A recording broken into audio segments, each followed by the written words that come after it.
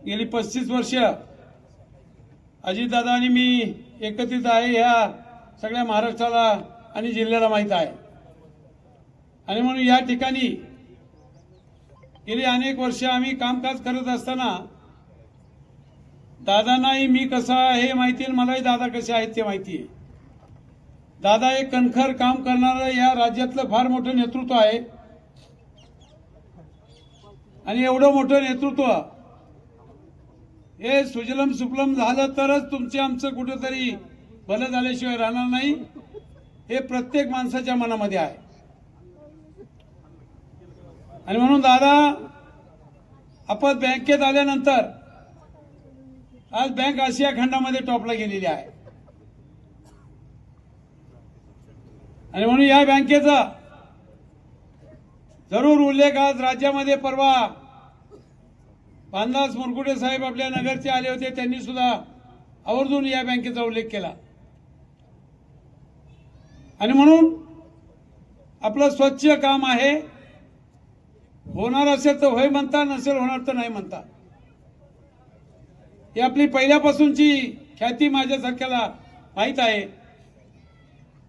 आणि म्हणून कामाच्या बाबतीत कुठं कुणाच्या दुमत नाहीये। दादांच्याकडे गेल्यानंतर होणारं काम होय, नसेल होणार तर नाही म्हणून सांगतात। आणि म्हणून कामाची काळजी करू नका, तुम्हाला सांगतो जी जी कामं असतील ती दादांच्याकडनं होत जातील। फक्त दादा एकच मागणी अशी आहे सगळ्या कार्यकर्त्यांच्याकडनं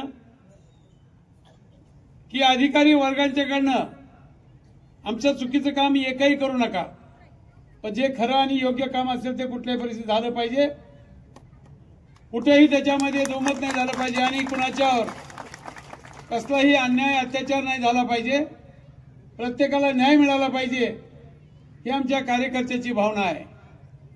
आणि विकासासाठी जो निधी लागतो तो निधी सुद्धा आपल्याकडनं उपलब्ध होणार आहे, त्याच्याबद्दल दुमत नाहीये, तो निश्चितपणाने मिळणार आहे। फक्त लोकांची कामं ही जी योग्य असतील ती झाली पाहिजेत, ही एक विनंती या ठिकाणी मी आपल्याला करत आहे।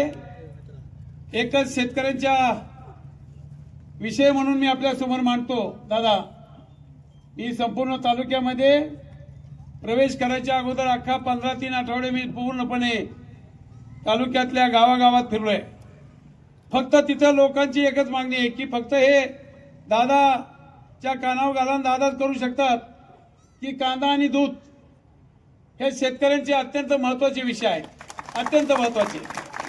आता कांद्याचा भाव आलाय 12 रुपयावर, तो शेतकऱ्यांना अजिबात परवडत नाहीये। आणि म्हणून कमीत कमी 25-30 रुपये भाव जर मिळाला आणि कांदा निर्यात झाला तर शेतकरी सुजलम सुफलम झाल्याशिवाय राहणार नाही आणि तो करण्यासाठी आपण थोडं लीड घ्यावं, ही मला आपल्याला विनंती या ठिकाणी करायची आहे। आणि दुसरा दुधाचा विषय आहे।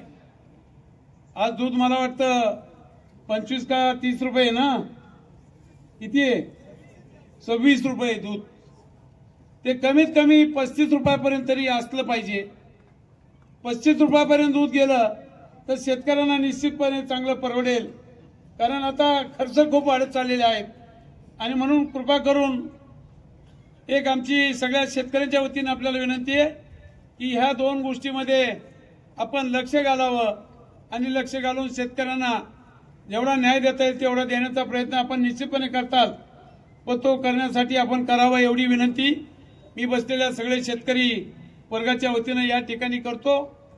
अनेक गोष्टी बोलण्यासारख्या आहेत, परंतु दादा तुम्हाला पुढचे कार्यक्रम आहेत आणि म्हणून या ठिकाणी आम्ही सर्व कार्यकर्ते अगदी मनापासून तुम्हाला सांगतो तुमच्या बरोबर आहोत। कुठेही इकडे तिकडे एकही कार्यकर्ता होणार नाही, संपूर्ण तालुका हा तुमच्या बरोबर भक्कमपणाने उभा राहील एवढी ग्वाही मी या सगळ्या कार्यकर्त्याच्या वतीने देतो। आणि आज आपण या ठिकाणी आलात, आपलं सर्व दौंडवासियांच्या वतीने, सगळ्या कार्यकर्त्याच्या वतीने, सगळ्या शेतकऱ्यांच्या वतीने या ठिकाणी हार्दिक असं स्वागत करतो। त्याचप्रमाणे या ठिकाणी दत्तामामा भरणे आपल्या शेजारचे आहेत, बांधकरी आहेत आपले, आणि ते आता कृषी मंत्री झालेत आणि म्हणून कृषी मंत्री म्हणून त्यांनी सुद्धा म्हणजे शेतकऱ्यांच्या बाबतीमध्ये जेवढं काही करता येईल तेवढा करण्याचा प्रयत्न करावा, कारण ते हाडाचे शेतकरी आहेत तुम्हाला सांगतो। त्यांचा ऊसाचं जर ऐकलं ना तुम्ही, साखर कारखान्याला किती 1000 टन ऊस जातो, तर तुमचं डोकं हँग होईल तुम्हाला सांगतो. हे एवढा मोठा ऊस त्यांचा शेतकरी येते खडे हालाची शेतकरी 600-700 एकर जमीन आहे, मला सगळं माहिती आहे. हा, आणि म्हणून तुम्हाला सांगतो निश्चितपणानं एक चांगल्या माणसाला शेतकरी शेतीचं मंत्रिपद मिळालं, निश्चितपणानं तुमचं भलं झाल्याशिवाय राहणार नाही, ते करतील अशी अपेक्षा करतो. आणि त्यांना पुढील कार्यासाठी आपल्या सर्वांच्या वतीनं मनापासूनच्या या ठिकाणी हार्दिक शुभेच्छा व्यक्त करतो. आणि या ठिकाणी आजचा कार्यक्रम, या ठिकाणी आपण सर्वच मान्यवर मंडळी फार मोठ्या संख्येने या ठिकाणी उपस्थित झालेले आहेत. मी सर्वांचं या ठिकाणी मनापासून या ठिकाणी आभार मानतो.